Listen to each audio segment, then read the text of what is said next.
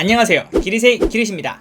우리나라에는 관련주가 참 많습니다. 그중 4년 혹은 5년에 한번 찾아오는 대목이 있는데요. 그건 바로 정치인 관련주입니다. 이름하여 대선 관련주이죠.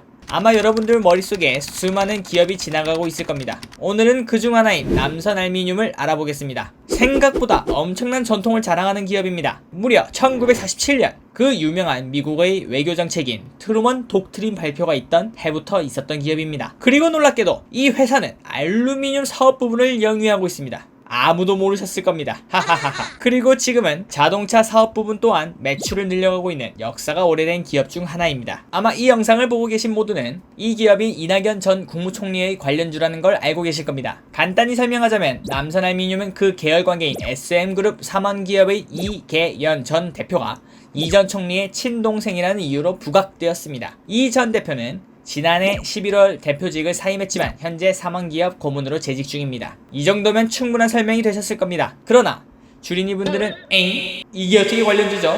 안랩처럼 기업을 본인이 직접 운영하거나 뭐 그래야 하지 않나요?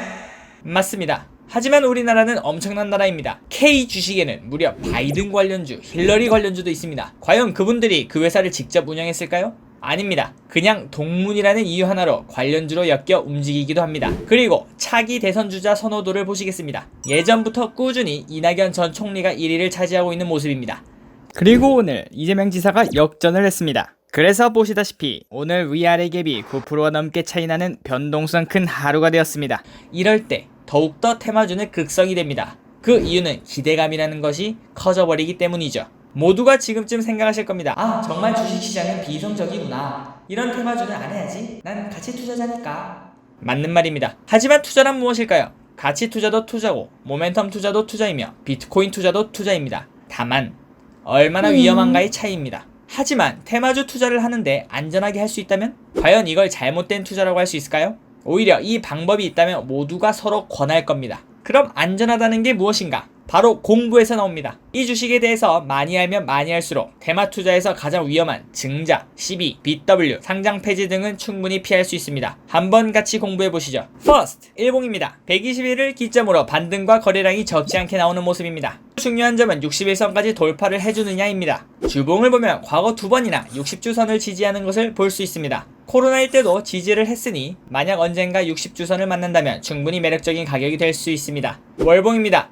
보수적으로 본다면 빨간선이 25일선까지는 갈 수도 있다라는 생각은 해야 합니다. 그 이유는 알다시피 대선의 시간이 꽤 남아있기 때문이죠. 차트 점수는 별 5개 중에 2개를 드립니다. 최근 하락 추세가 심화되었고 사실상 121선을 깨고 내려갔기 때문입니다. Next!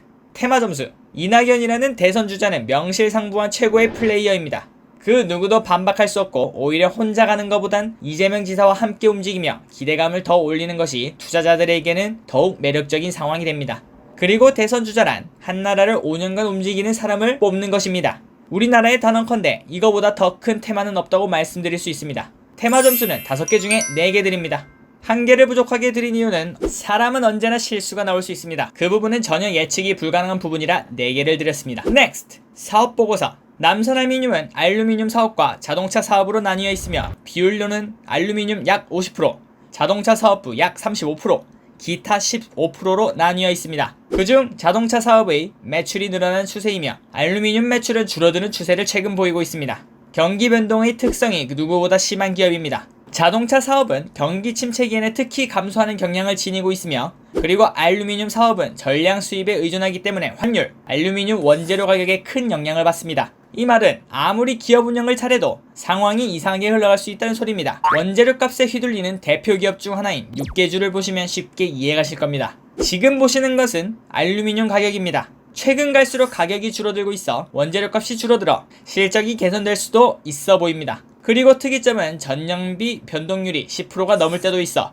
확실히 영업이익이 들쑥날쑥할 수도 있다는 생각입니다. 올해 가동률은 평균 56%라서 확실히 경기가 좋지 않다는 것을 알 수 있습니다. 코로나가 끝난 후에도 주기적인 가동률 점검이 필요해 보입니다. 사업보고서 점수는 별 2개 드리겠습니다. 알루미늄 가격이 줄어들고 있어서 호재는 맞으나 계속 알루미늄 매출액은 줄어들고 있다는 점, 경기가 좋지 않아 자동차 사업 부분 매출이 명확치 않다는 점, 투자자들이 가장 싫어하는 불확실성이라는 것을 원재료 에서 가지고 있는 점 등이 이유입니다. 라스트, 기업 실적입니다. 빠르게 넘어가겠습니다. 매출액은 줄어들고 있지만 적자를 하는 기업은 아닙니다. 영업이익률이 악화되고 있지만 올해는 알루미늄 가격이 내렸으니 다시 올라갈 것을 기대해도 될 듯합니다. 부채 비율은 오히려 줄어들고 있습니다. 그리고 수익성, 성장성, 안정성, 활동성에서는 특이점이 없습니다. 기업 실적에선 별 5개 중 3개를 드리겠습니다. 그리고 추가 말씀드릴 점은 최근 대주주 매도가 있었습니다. 이 부분은 주가 상승에 당연히 방해가 됩니다. 그래서 최근 몇 개월간 힘이 없는 이유 중 하나였을 것입니다. 그러나 시간이 조금 더 흐르고 나면 시장은 다시 남선알루미늄을 기억할 것이고 다시 한 번 더 상승할 것은 믿어 의심치 않습니다.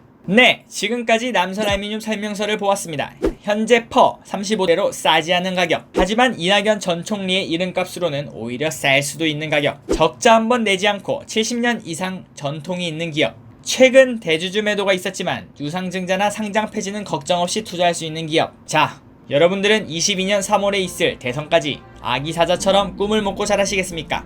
아니면 한 마리의 매처럼 더욱 시장에서 외면당할 때까지 기다리다가 사냥하시겠습니까? 어떤 결과를 선택하든 진심으로 성공하셨으면 좋겠습니다. 지금까지 시청해주셔서 감사합니다. 기리시였습니다.